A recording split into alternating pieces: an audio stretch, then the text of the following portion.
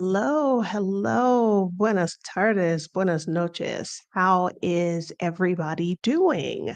It is Tuesday night, and so that means I am here live. Who am I?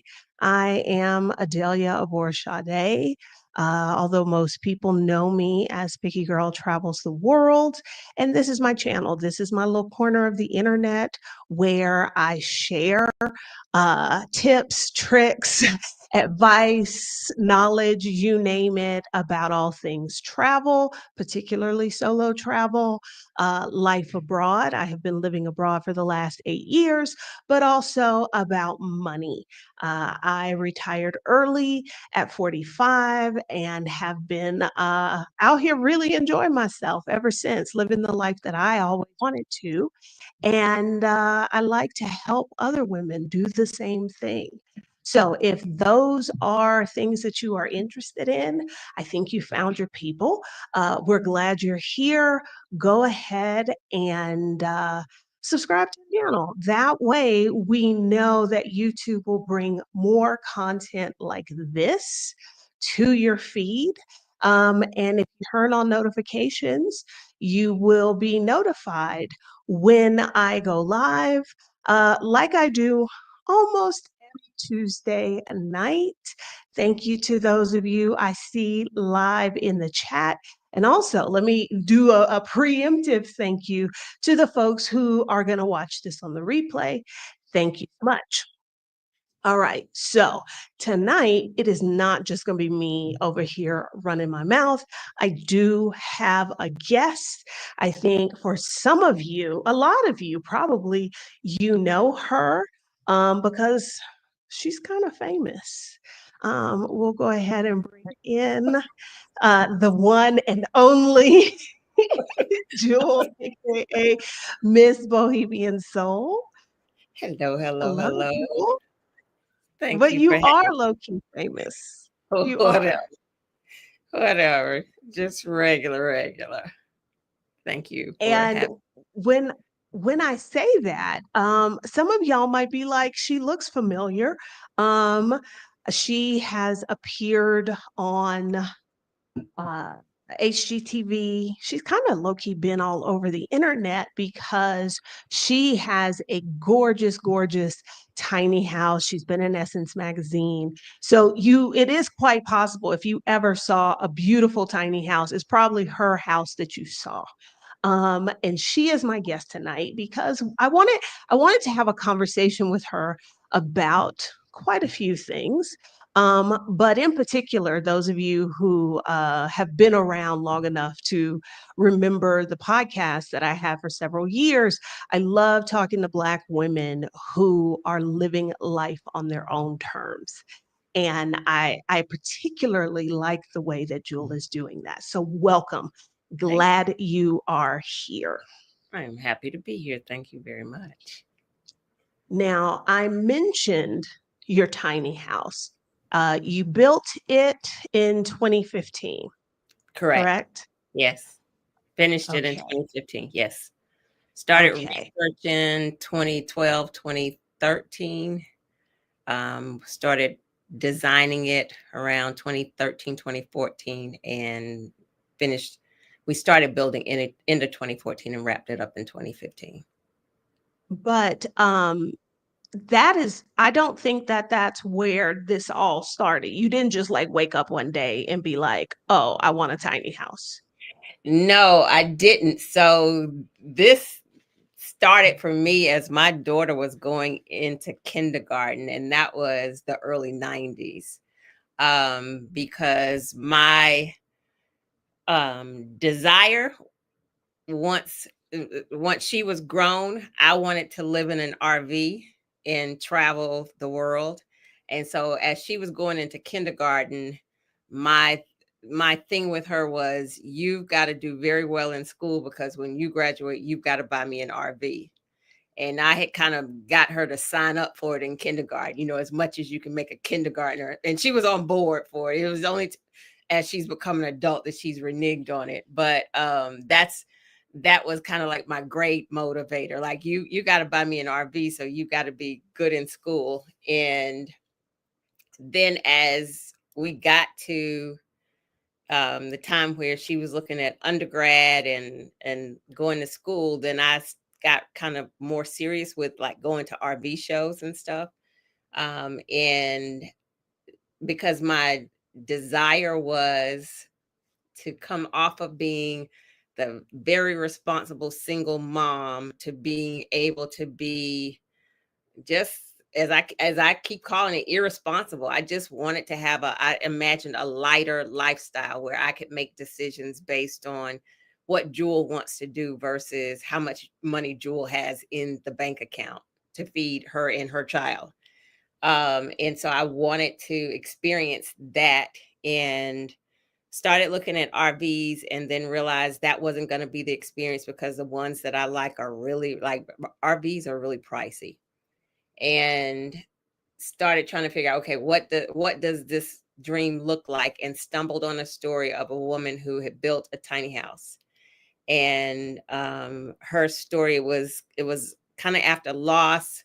She'd been divorced, gotten divorced, and lost a lot of things. Now, because I know her now, and now I understand, like the story was kind of fabricated. It wasn't exactly her story, which has happened to me, you know. But at the time, as I'm reading it, I'm like, oh, okay. And so she came back, and her comeback was building that her tiny house. She built it herself, fully paid for, and it was just like the her rebirth.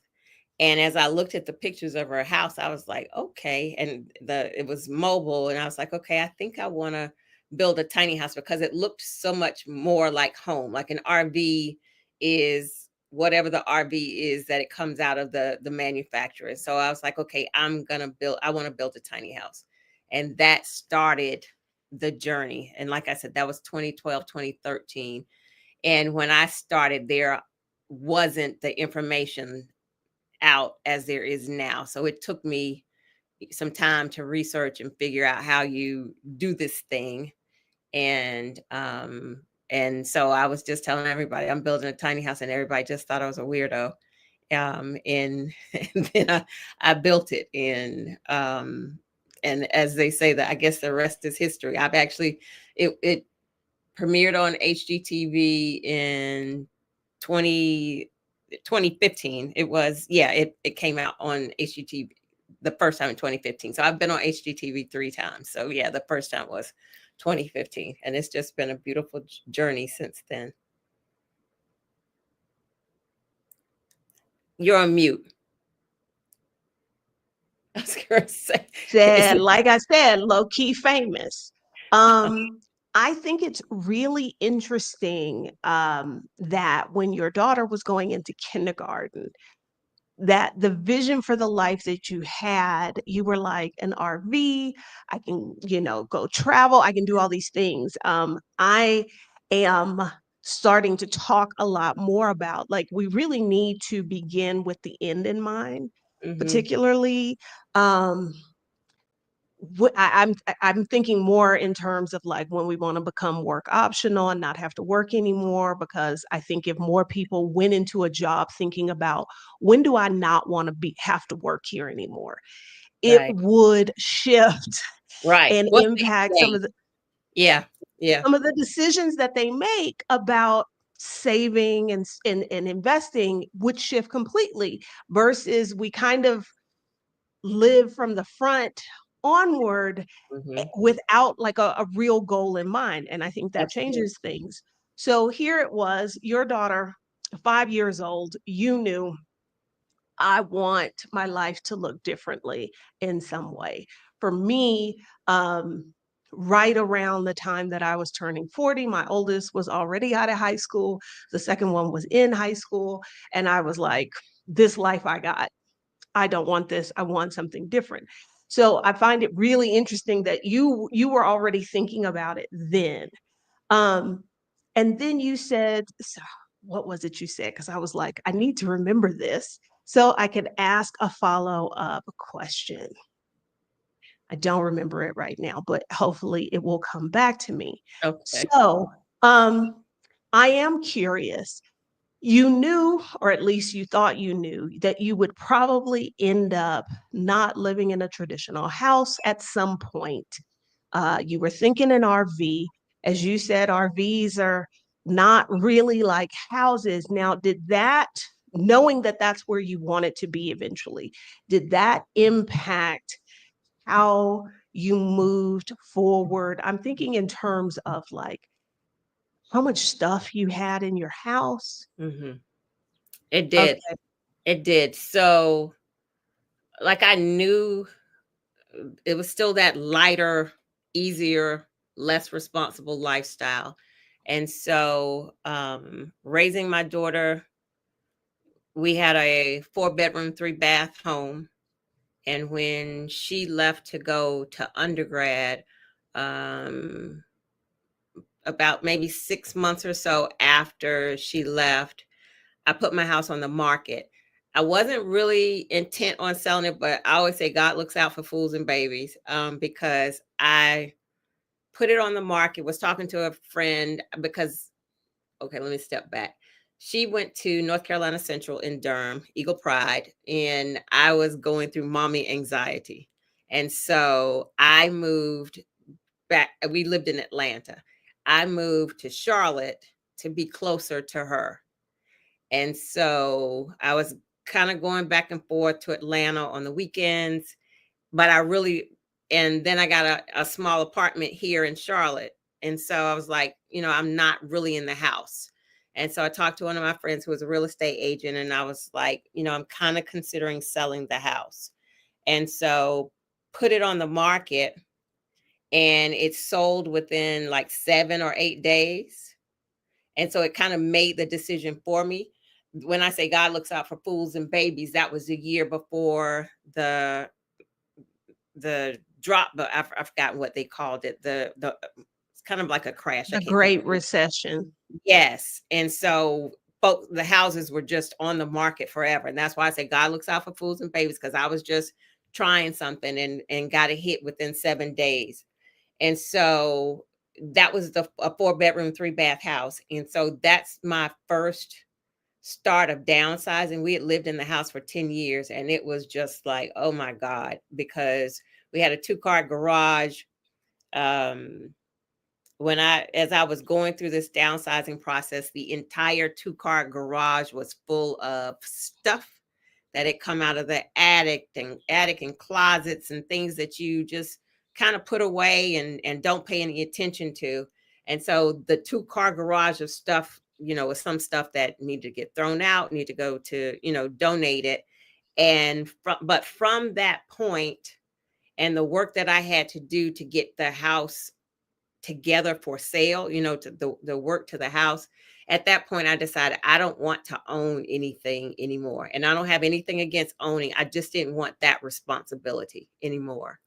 And so I went from a 4 bedroom, 3 bath to a 3 bedroom, 3 bath, and kind of hovered around there for a while. I still wanted to have a space for my daughter while she was in undergrad. I didn't want her to feel like I was, kicking her out.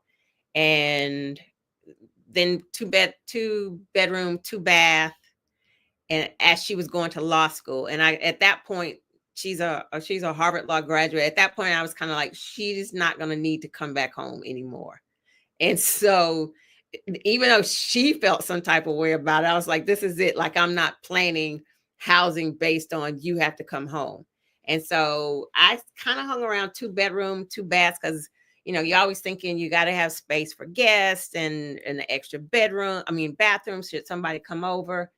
And then as I got really serious about my tiny house for quite a while, it was a 1 bedroom, 1 bath, because I'm like, and I say this in my downsizing courses, like, the what if money that I spent on that extra bedroom and that extra bathroom, what if I have a guest?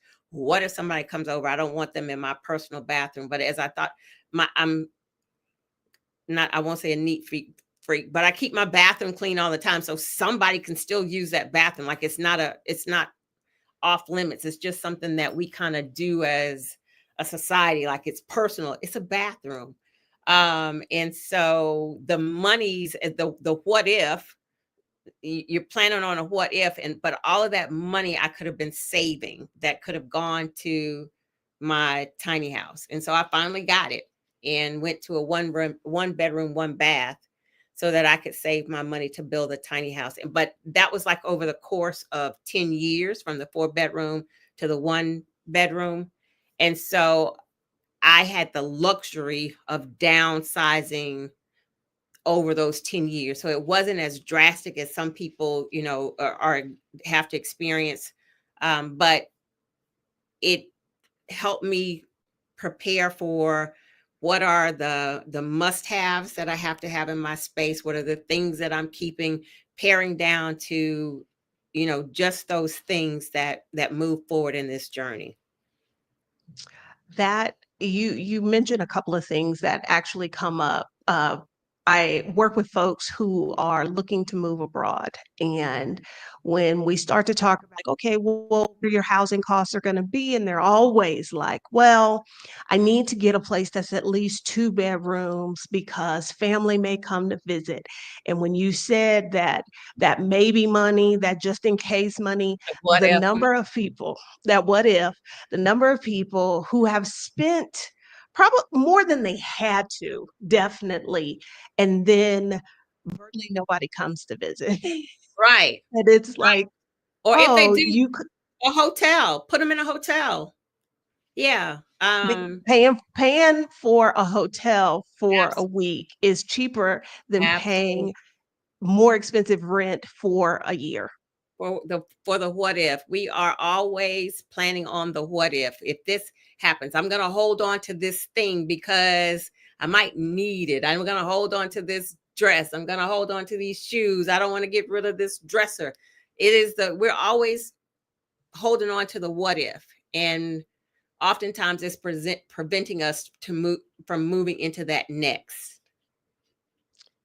Did you now you also mentioned that you had the luxury of a significant amount of time, and that's one Mhm. of the things that I talk to people about is that particularly if you are moving abroad and you're not moving like being relocated by your company who's going to get you a container and all of that, that the more time you give yourself, the Absolutely. you can save yourself some pain. Absolutely. um, because a lot of us, like you knew eventually your life was going to look different, and that you would be in a smaller space. But for a lot of us, whether it's moving abroad or what, or just downsizing, it often happens in a way that is not anticipated. And it's like, oh, I've got all this stuff. Right. I need to figure out how to get rid of it, where it's to go. And these are things that you've bought and collected with the intention of having them forever. And now forever is going to look different. So, you're going to feel some kind of way It's stressful. Yeah. about having to get rid of your things. And the more Right. time you have to do that, that could ease some of it. Absolutely. And so I'm glad you mentioned that. As many of the folks here know, I think it was 2 years ago. I don't know, 'cause what is time? Right. Uh, Especially maybe 2 years, especially maybe 3 out in the years. States. I I spent 2 weeks, with Rashida Dow Rashida, I cleaning remember. out I remember. her storage unit that she had not been inside of in at least 5 years, Yeah. and that is not the way you wanna do it. You do not wanna have to go through the content of your life in 2 Right. weeks. You've gotta make it's not just the decisions, but it is also the feelings that come The along with that. emotions. Absolutely.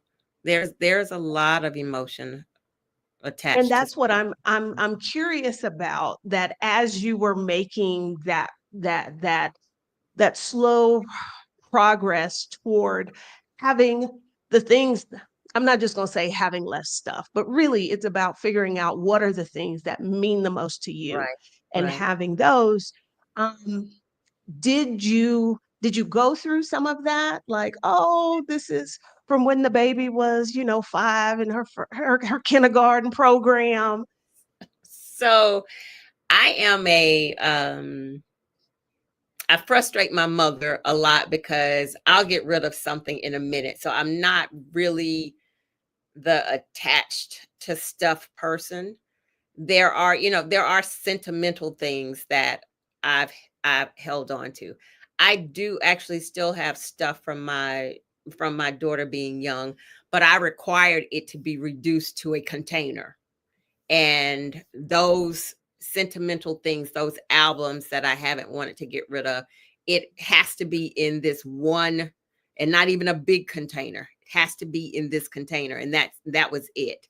Um the One of the things that I encourage people to do in my consults, is we're talking about downsizing, is read Christine Platt's The Afro Minimalist Guide to Living with Less, to help understand the emotion, especially for Black folks, the emotion, the attachment we have with stuff, why we gather stuff, and why it's so hard to let go of stuff. And it is really it's a psyche thing.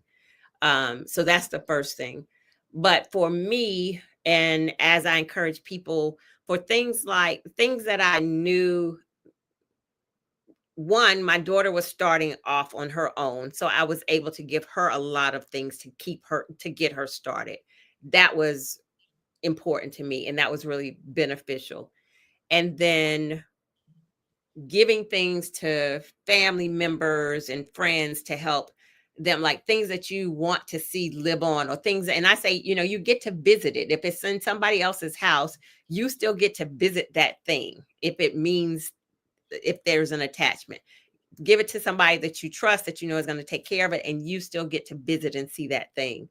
And then knowing in donations, knowing that I'm donating to places that help young women who are interviewing, or families that are getting a new start, and I can donate some clothes or some furniture, and they start knowing that this thing has served me well, and it's going on to serve somebody else.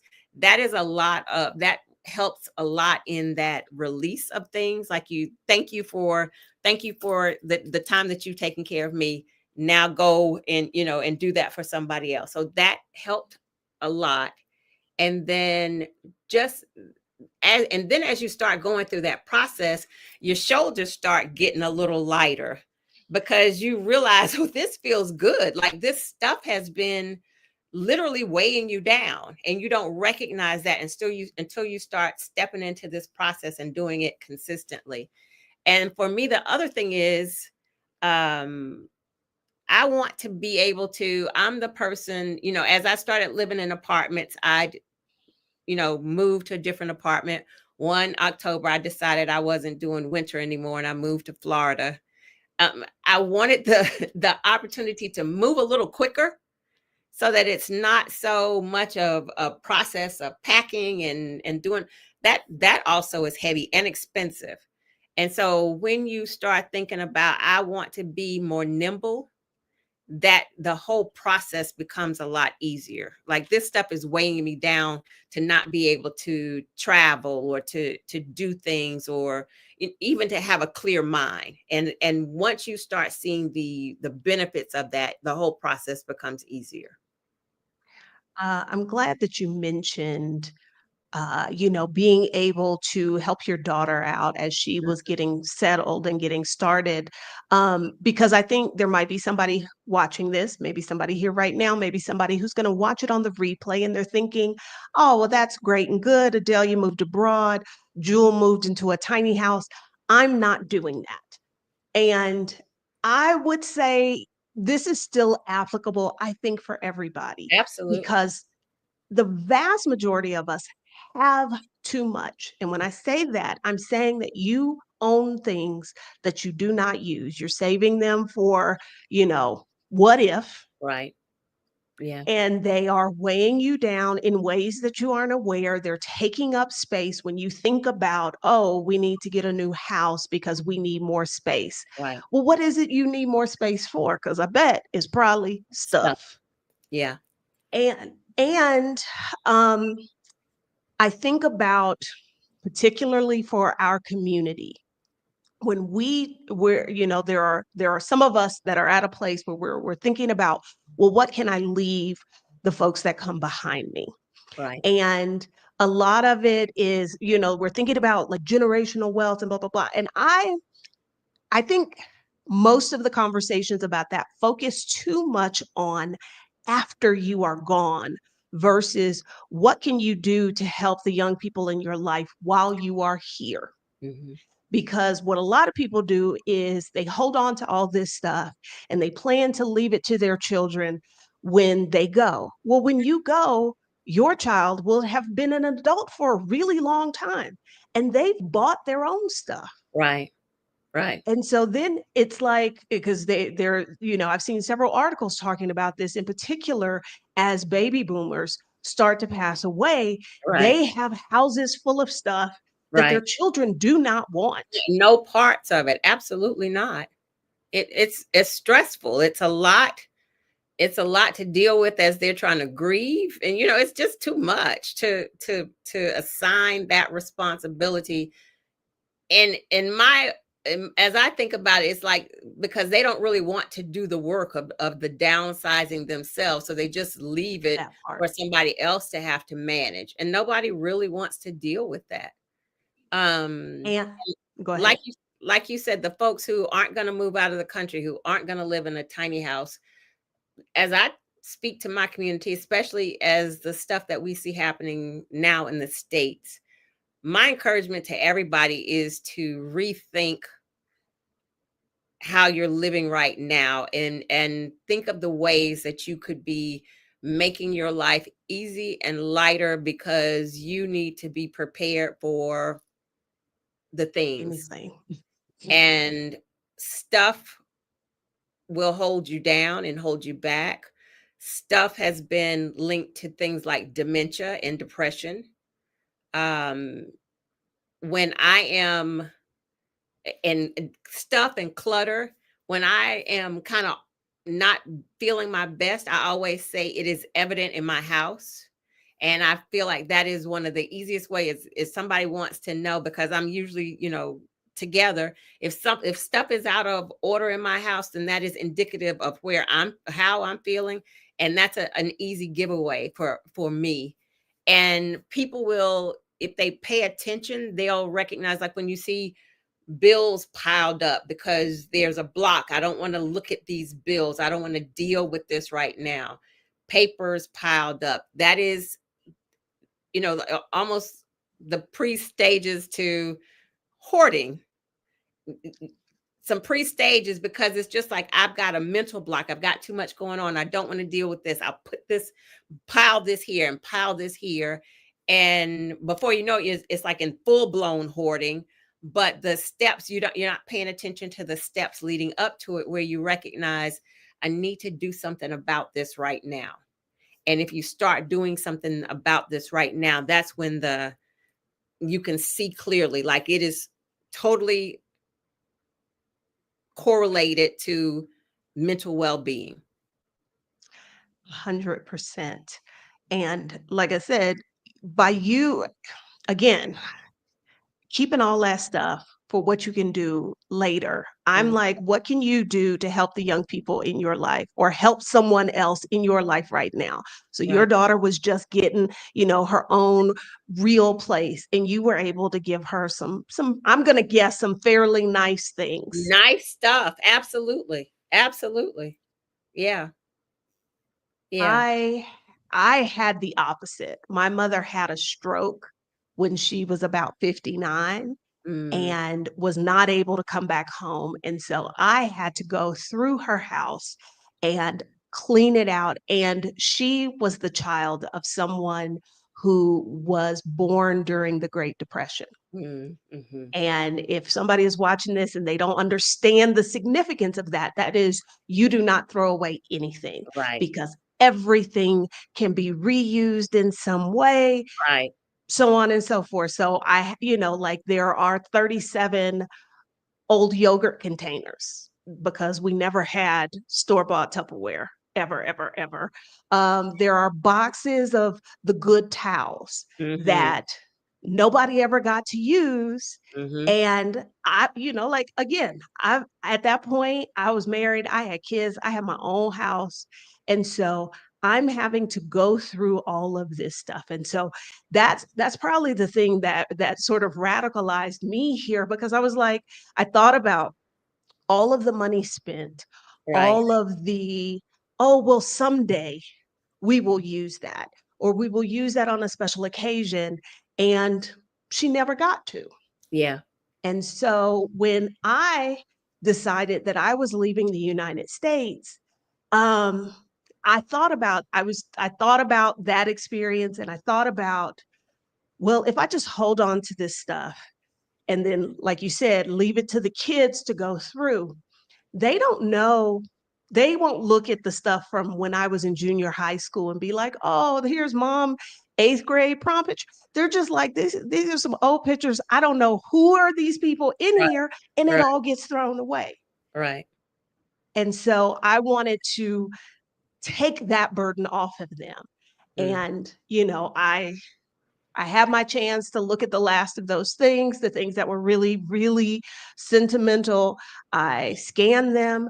I gave the children their pictures and stuff, like relatives who were in some of those pictures. I sent them to them Right. Right. because I was like, they can't enjoy it if it's sitting in a box, Right. waiting on me to come back.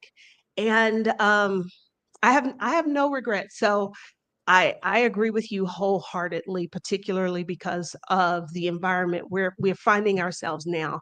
You really need to be looking at ways to make your life lighter, more agile, in Absolutely. case you've got to adjust to who knows what. Absolutely. And from a financial standpoint, there's a lot of freedom in letting go of stuff. If oftentimes we find ourselves in spaces that we could downsize from, but we don't want to downsize because we've got all of these rooms full of stuff that we just go and dust every once in a while. When you could let go of the stuff and downsize to a smaller space and save some money.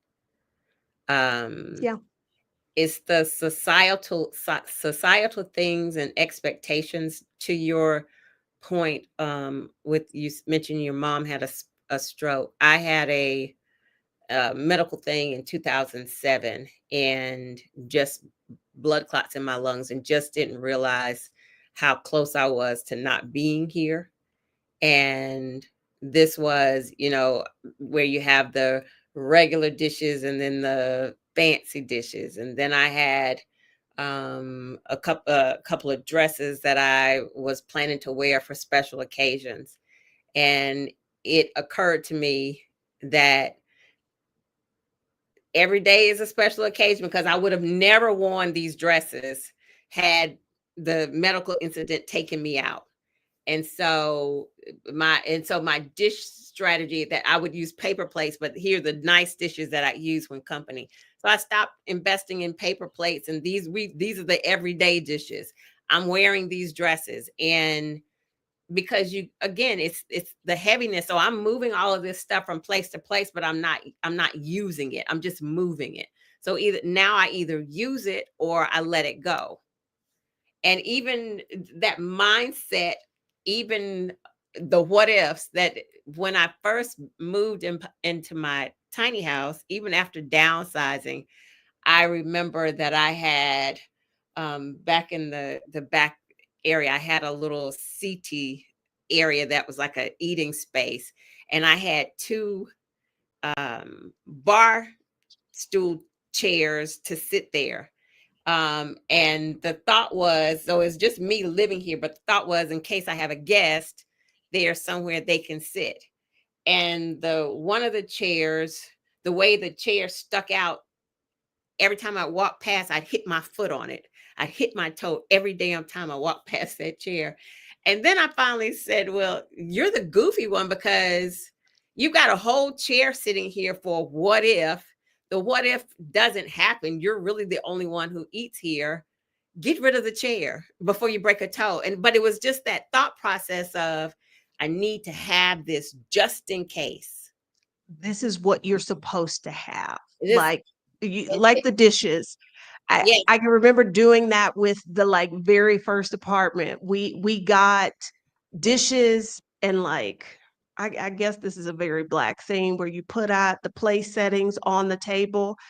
We're not using them, but no, they're there as kind of before. like decor, Yes. and White people do it too. now We that I see think the about it, table, a it's fancy it's the table. stupidest thing ever. Because knowing we ain't have no money to be having, like, plates we don't eat on, like, but it's the idea of this is what you are supposed to do, Yeah. and that's one of the reasons, like, on the title of the video, I talk about, like, coloring outside the lines, because when I think about people who are living their lives in a way that's, like, not what you're supposed to do, you absolutely come to mind, and I think it's really important to question, like you gave the example of the bar stools.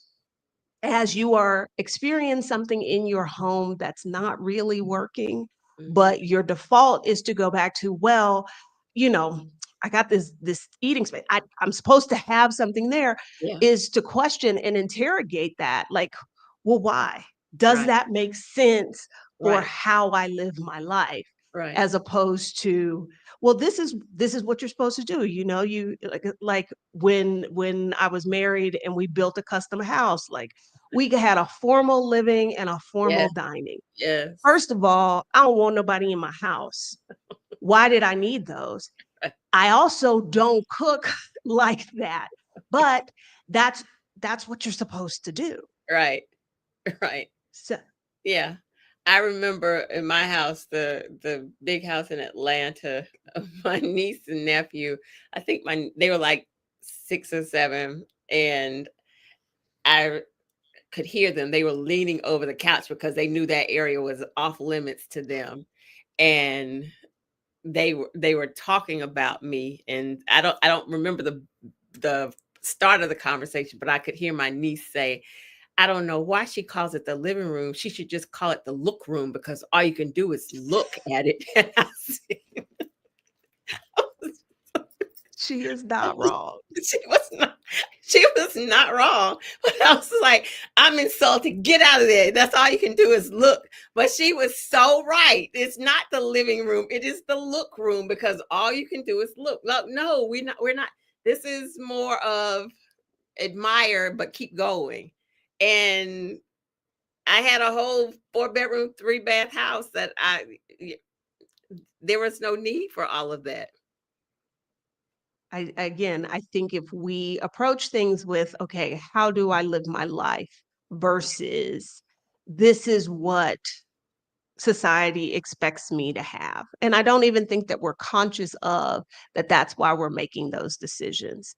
I saw a post the other day in one of the uh, like move abroad groups, and somebody was talking about, I've got this many kids, so I'm looking for a place with this many bedrooms. And people were like, your kids deserve their own room. Oh my God. And I'm like, first of all, like, why? I get it. Like we as adults want our own space and our own privacy, but like if I just thought, and a lot of people chimed in with the same kind of feeling, and I'm like, that's a very interesting position to take. Because again, like we don't know enough about how these folks live their life to be making these kinds of observations. Um, so yeah, I That am curious.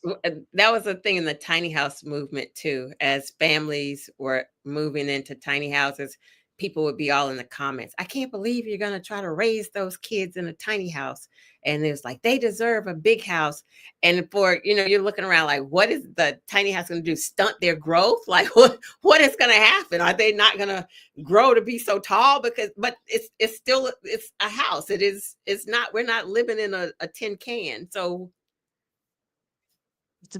Again, it's about what makes sense for how you live your life. And yeah. that might be outside the lines of what society says you're supposed to have.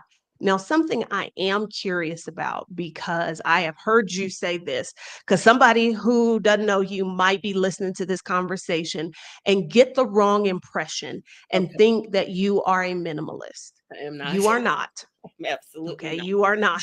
I am And if you're watching this and you're thinking, I thought you had to be a minimalist to live in a tiny house.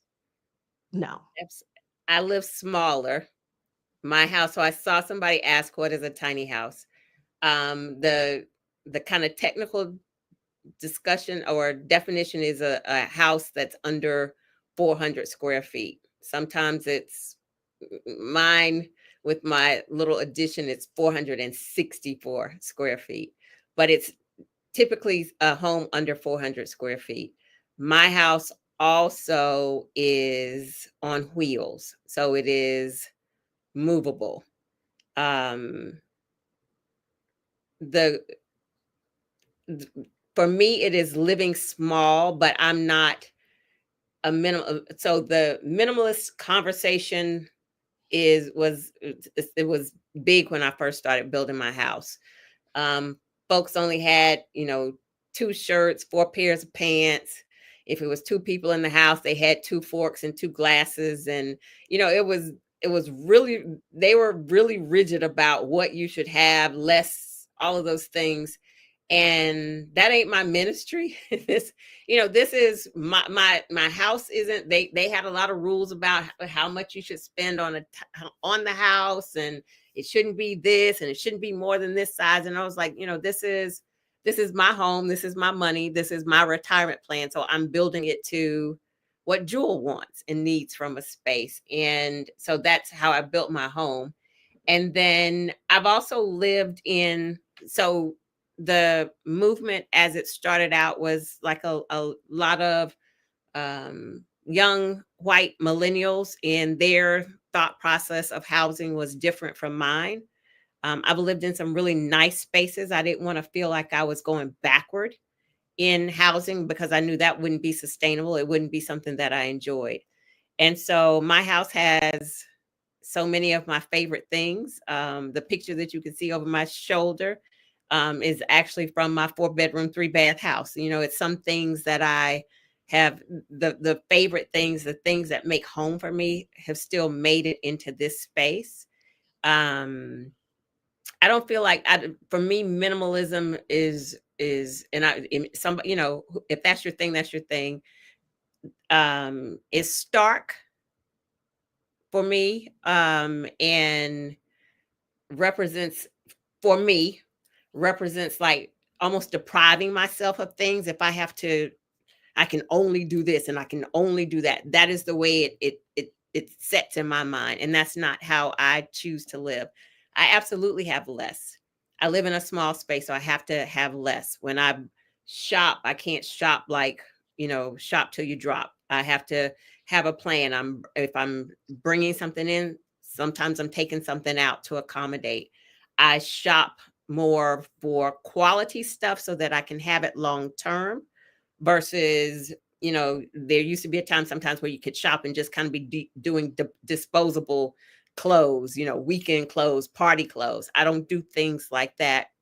um but no, absolutely, I am not a minimalist. One of the things I say, as I'm consulting and talking about tiny houses, like, this is your personal journey, and I feel like you should own it and make it your own, and what it means to you and what represents home, what's going to make you happy. My house is my sanctuary. It brings me so much joy, and and minimalism wouldn't bring me joy. Again, doing what makes sense for how you live your life. The Absolutely. question I was going to ask was, after, you'd gone through this downsizing process that was over, multiple moves, number of years, do you find yourself qu- being more not intentional, but really interrogating as you're considering buying something? Do I need this? Very I intentional. Yes. That's something I experience, and when I left the US and, basically when I moved to Mexico, I had 3 suitcases and had not intended to furnish an apartment. So there was like the apartment I got did not come with a microwave. And the way I debated 4 months, should I buy this microwave? Mhm. And I was just so struck by that. And I was like, oh, this is because you've just downsized Mhm. your whole life. And Mhm. it's like, I'm really, before I start adding things in, I'm really focused on like, do I really need this? Am I going to use this? Right. What happens if I move? All Right. of those things. Right. No, that is a thing for me as well. Um, and it is a lot of intention. I see somebody saying more like an intentionalist. For me, it is a lot of intention. I think, do I want this thing in my space? Is a consideration. Almost like, does this deserve to be in my space? And then there was a shift that happened for me because I didn't go into this from the um, truly downsizing mindset. I just knew I wanted to live smaller, but it wasn't. This doesn't sound. I didn't come from a minimalist perspective. I was still the person, as even as I was building the tiny house. I was the person in the beginning. I actually had storage. I had a storage unit because I I'm the world market and Pier 1 shopper, so I had beautiful things, a beautiful bedroom set. And I wasn't ready to let them go yet. I was like, if doesn't this journey doesn't turn out to be what I want it to be, then this is the stuff that I'm still going to want. And so it wasn't a lot of stuff, but I still had a storage and a bedroom suit and some things um that I held on to.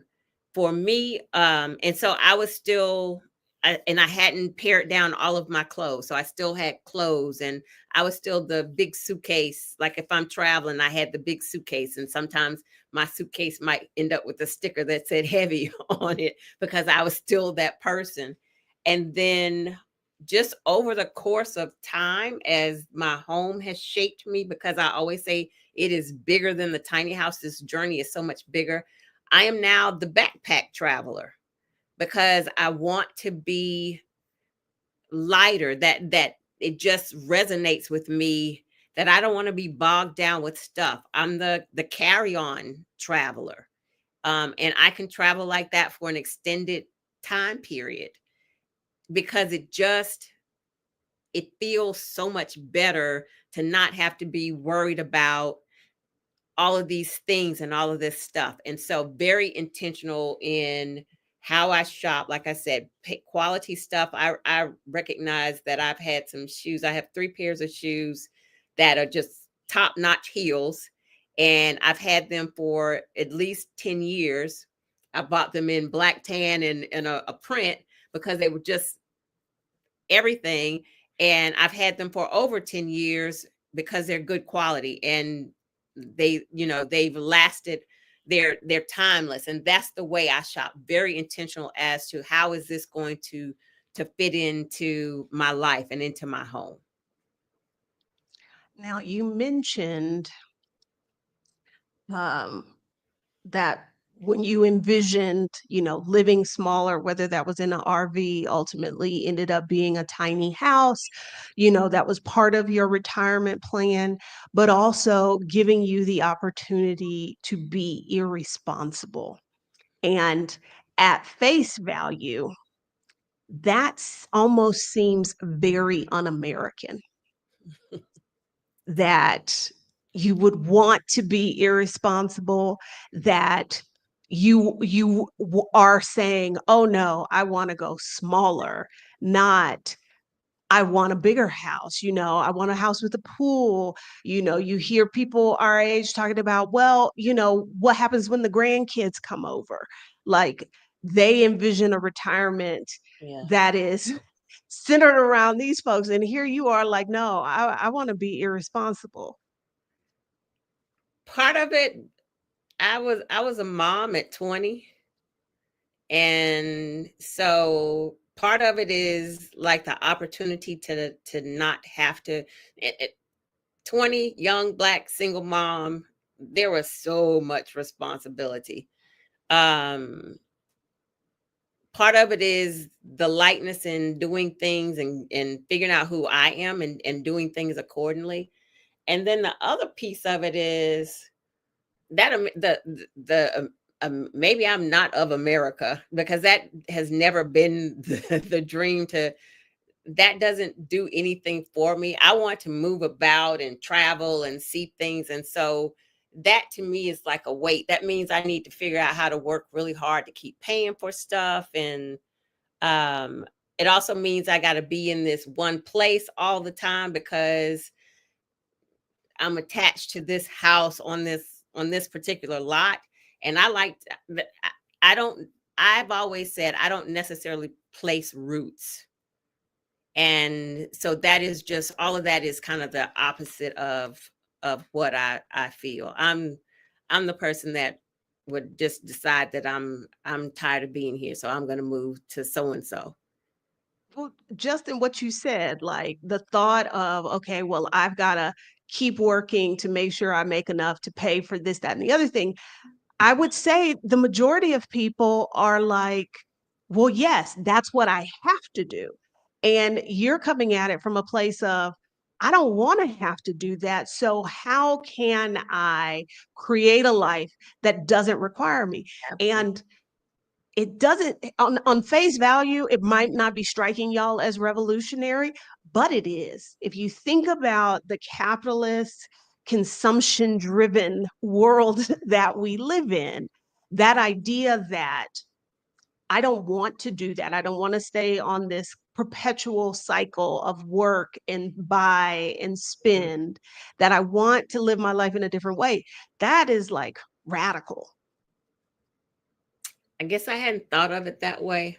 I like so I liked once I started, after having had the house for 10 years, I appreciated being able to call somebody and say, "Hey, I need you to come fix so and so," and it wasn't my responsibility. I appreciated, like I said, deciding in an October that I didn't want to be in Charlotte experiencing winter because winter makes me sad. I'm moving to Florida. And what I had to do was end a lease. I didn't have to sell a house and get a house ready and do all that stuff. I needed to break a lease and pack up my stuff and go. And then when I went to Fort Lauderdale and realized, y'all some of the most racist folks I've ever seen in my life. I'm gonna go to jail down here. I have got to go. Um, Only lasted 6 months. Then I realized, okay, what's the sister property in Atlanta? I'm going back home. And I was able to go back home. Like there is the nimbleness, the flexibility, the to make decisions so that I just want to be free. Like we haven't said liberation. For me, it is the liberation in being able to make decisions based on what it is that I want to do. And if I change my mind, like the move to Fort Lauderdale, I was there for 6 months. When I changed my mind, it was okay, that was fun. I loved seeing the ocean, but now it's time to go do something else. I love that flexibility and not being tied down to things that are holding me in a place, in a space, in a mental space, and a physical space that I don't want to be anymore. Do you think that's why you built a tiny house on wheels instead of a Absolutely. foundation? Oh, absolutely. Absolutely. I remember in my home in Atlanta, I and maybe I have ADHD or something like that. I just remember thinking, I wish there was another way I could get into the neighborhood because I was bored with seeing the same houses. I wanted some variety. There wasn't another way. Um, I, that is absolutely like when I first built my house, my intention was to travel with my house, kind of like the RV. But then when I first was thinking of building the house, that was my intention. And then because I'm such a visual person and couldn't imagine when it started being built and it's 28 feet long. I was like, you cannot move this like you were imagining moving it. That's just absolutely not going to happen. And so then the plan changed. Okay, out the house will be more of a home base, and then I can move. But so I don't move with my house like people who have built smaller houses. They can move with their house frequently. But I have relocated my house 1, 2, 3, 4, 5, 6. This is either the Oh, sixth or wow. this is I didn't I didn't know it was that many times. 3, 4. This is the sixth time I've moved my house in 10 years. A couple of times it's been because I needed to for dealing with racism, the places where I had my house. One time the city made me move. But the other times, and this time especially, has been I need new scenery. I need new things for me. And there is a lot to be said in being able to the house that I love, taking the house that I love to a new space. I don't have to find a new home and hope it has this and I hope it has that. I hope it's turned this. I don't have to do any of that. I get to take the house that I adore to this new area. And it's not without work and challenges. I'm not making it sound like tomorrow I can say, oh, I'm moving over here and up and go. But there is still there is a lot of flexibility even in the work that has to be done in saying we're out. Not we're out and we're going somewhere new. So the house that centers me, that grounds me, is in this new space. And that's so much of the adjustment. I think well, I've heard so many people say that who would like, "Oh, I love this house. I wish I could take it with me." And, Yes. and you Yes, get to do that. absolutely. Um, that's incredible. Um, well, you mentioned liberation, Mm, and living small is liberating. But I think there's a financial piece, financial liberation that exists because your house is paid for. it You is. don't owe nobody no money. Yes, it is paid for. It is completely yours. So it's not like, I guess this plays into the irresponsibility and the flexibility that you have with, and I see that very akin to like I would not be retired, quote unquote, if I still lived in the United States. I Mhm, was a classroom teacher. I did not make a lot of money, but because I live in a place that costs so much less than the United States, I can be more selective about the things that I am willing to do for money and how much and how long I'm willing to do those things, because I don't have the financial pressure on me that I would have if I was still in the States. mhm, And I think what you're setting an example of, because leaving the United States ain't for everybody, mhm, um, that you can still be there, mhm. but you can live in a way that is different than the norm, but still have that financial space, that financial freedom. Absolutely. I am not at the retirement place yet. I don't have my finances at that point.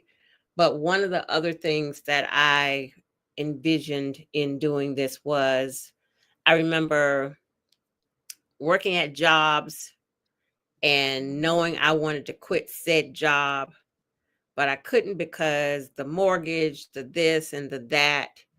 And so I was stuck because of my bills here working for these people that I didn't want to see anymore in life.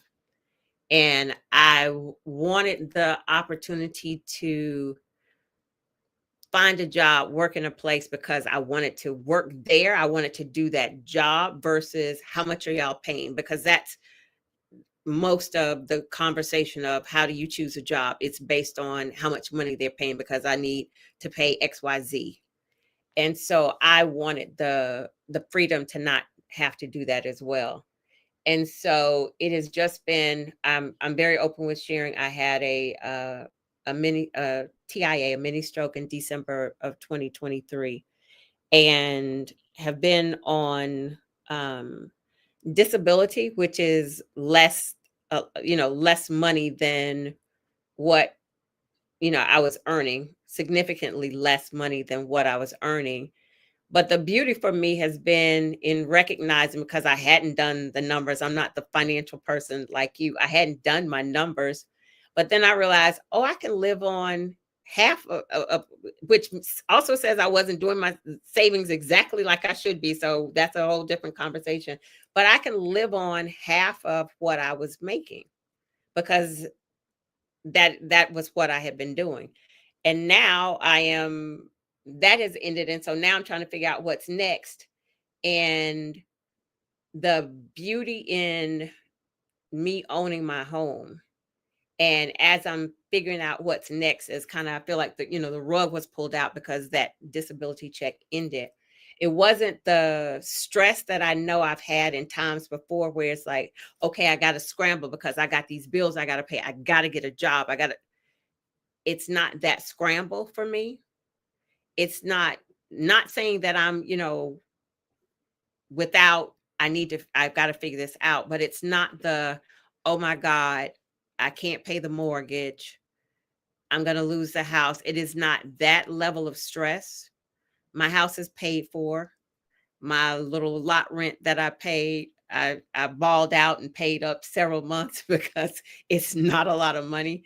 And I share with you, I've never been able to pay a mortgage, way months in advance, because my mortgages were higher than that. But my little lot rental that I pay for, the spot that I rent to put my tiny house on, I've paid that up several months in advance.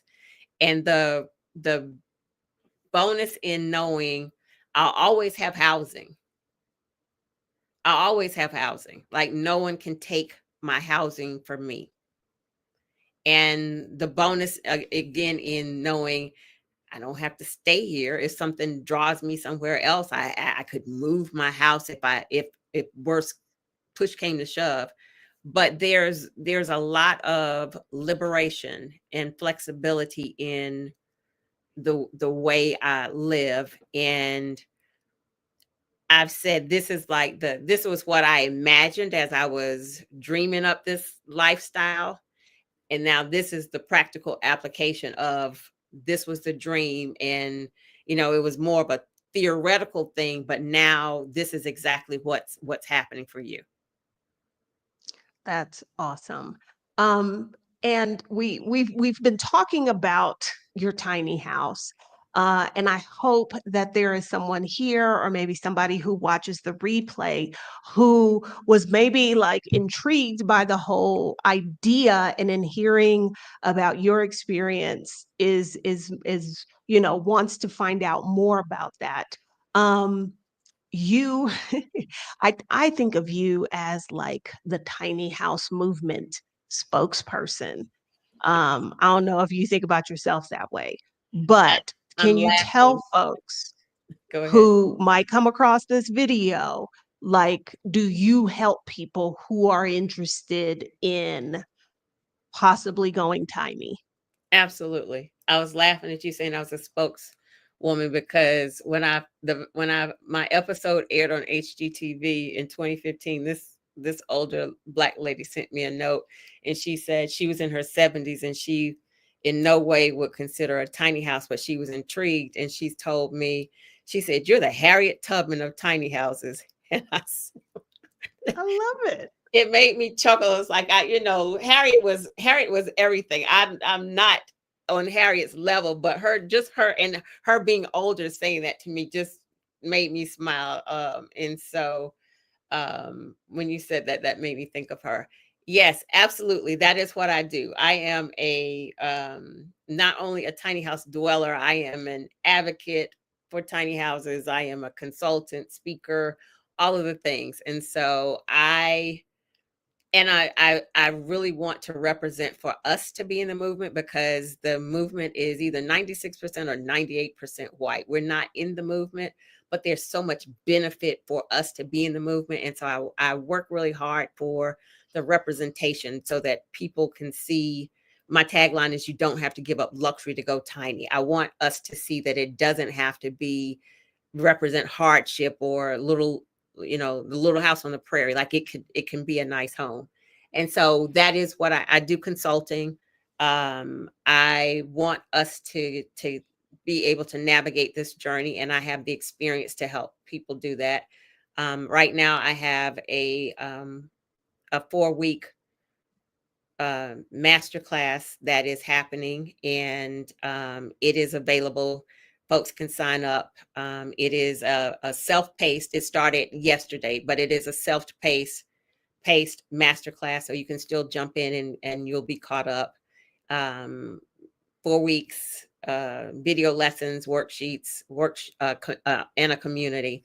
That is what I do. That is my joy. That is my passion, because this has changed me in so many ways and changed my life. I want us in our community and folks to have the opportunity to do this as well. Now, the master class that started yesterday, people can absolutely still join. Um, is it for people who are like, I want to start building ASAP, or I want to start my move? Or could this be like, I'm thinking about in a couple of years, but I want to start doing my research now? That, yes, it is that. It is for the people who are ready. It is for the people who are researching and want to consider this later. It is also for people who have land, who aren't necessarily interested in living in a tiny house, but recognize there's a financial opportunity to allow parking. Like what I said, I pay for parking on someone's land. There is a financial opportunity if you have land or a backyard with, not with an HOA, but the space to allow someone to place their tiny house in your yard, on your property, just like I do. There's a financial opportunity there.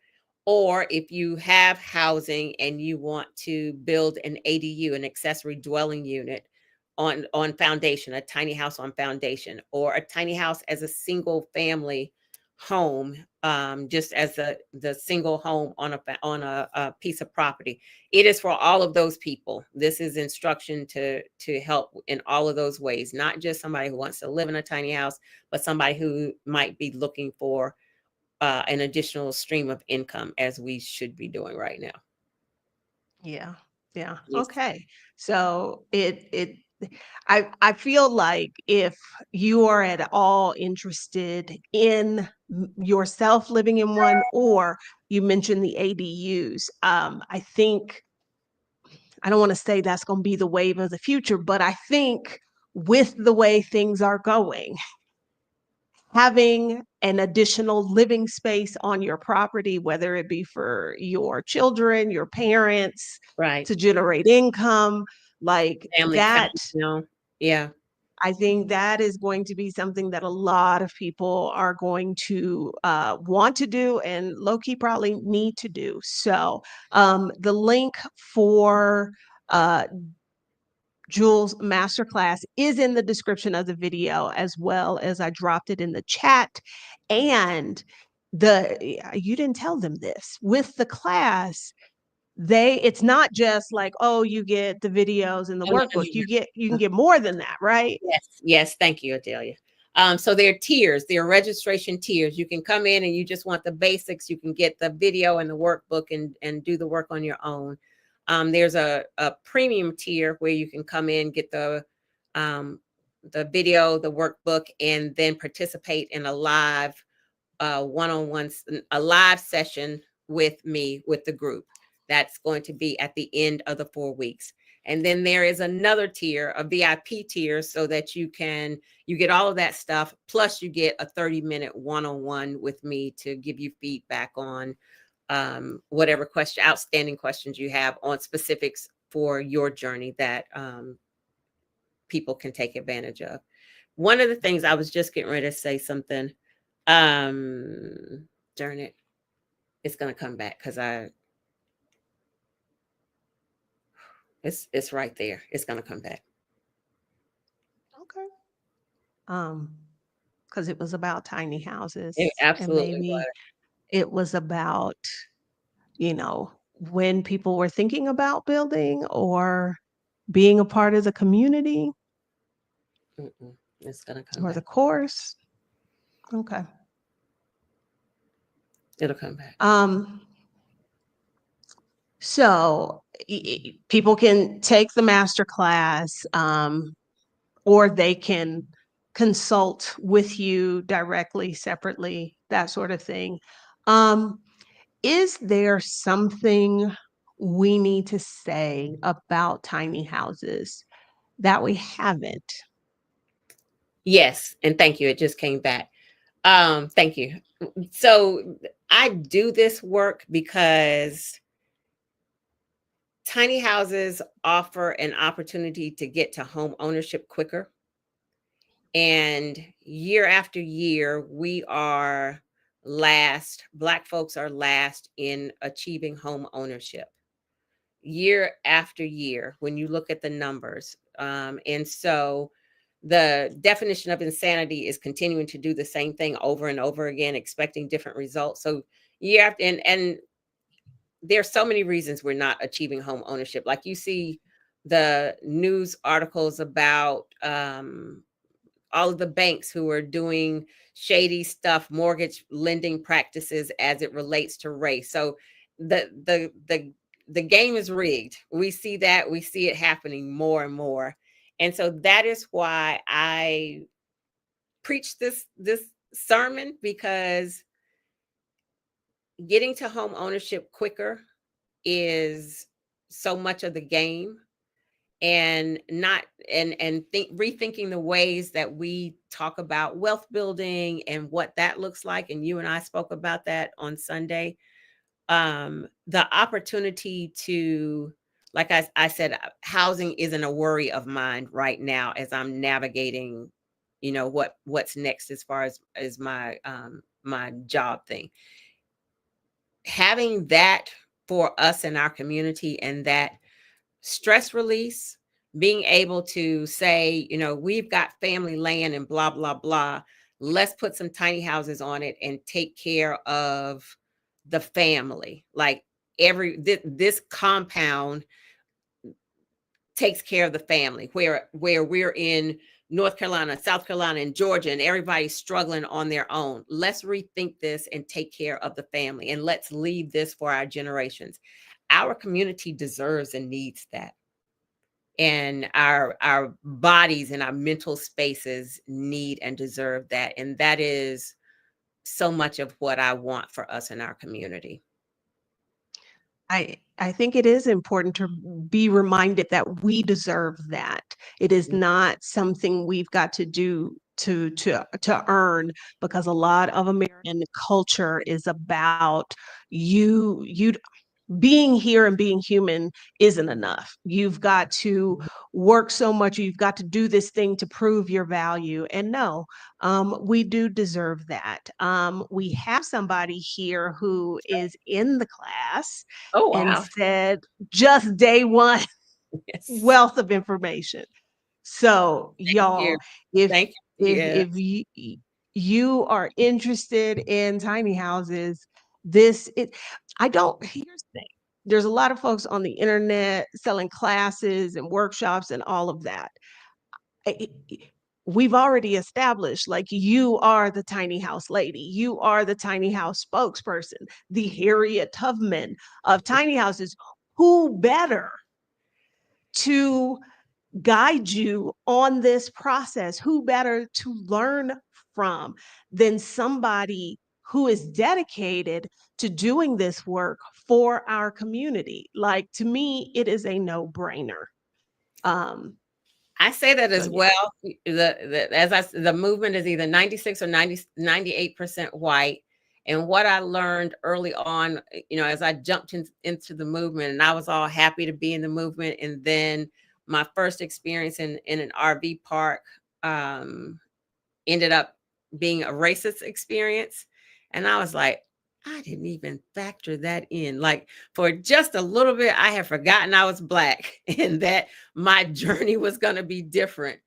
And that wasn't the first time. I mean, that wasn't the last time that that has happened. And my journey has been different from my counterparts in just because of race. And that is the contribution that I know I add to this movement in having thinking about how to navigate this in as a Black person in America.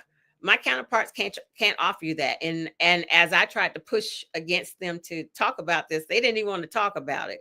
And so I know I add something different, and I also know that I want to help us navigate that so that we can take advantage of the benefits of this movement. And I do Now, have a Patreon account. It is Miss okay, Bohemian because that MS. was gonna be the next thing. Thank you. MS Your Bohemian Patreon. Soul, yes, is my Patreon account. And DS, I'm gonna have to figure out who you are, but thank you so much. I appreciate that. I'm glad you're enjoying the master class. Okay. So, if if Patreon is a better option for you, definitely go there and support because aren't y'all reading a book? We are. We have our first, not our first. We have a monthly call, and that is tomorrow evening. And then we are, as of next, no, 2 weeks from now, we're starting. It's either next week or 2 weeks from now. Like these days What are is just, time? especially here now. We are reading Christine Platt's book, The Afro Minimalist Guide to Living with Less, and so we're kicking that off in a week or so. So yes, the Patreon community is a great space as well. Thank you for asking. Okay. I will be sure. I did not have link to that in the description, so I will add that. If hearing Jewel talk about her house has piqued your interest and you're curious about seeing what it looks like. Um, like we said, she's been on HGTV 3 times. But on your Instagram, there are pictures of your house. What about Absolutely. on your YouTube channel? Yes, there's a video on my YouTube channel of a tour. My last um, thing with HGTV is a tour of the house as it is today.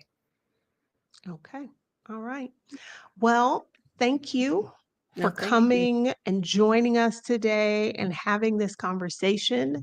I want to applaud you for choosing to like live outside the box, Thank you. to pursue a life that makes sense for you regardless of like what society thinks you should be doing, what other Black folks think is appropriate for somebody, your age, your status, blah blah blah. um i i I love that you are doing this work, and I really hope that through that work we get to put our little foothold into the movement Absolutely. and use this as a way, because again, I know I am a money person, but I'm not about money. Money is a tool to give you options. And that's what I want for us. I want us to have the options to create the life that we want and to be able to live it in such a way that aligns with our values and the things that are important to us. So thank you, Jewel, for coming to hang out with Thank us. you. Thank you. I enjoyed it. Thank you for having me.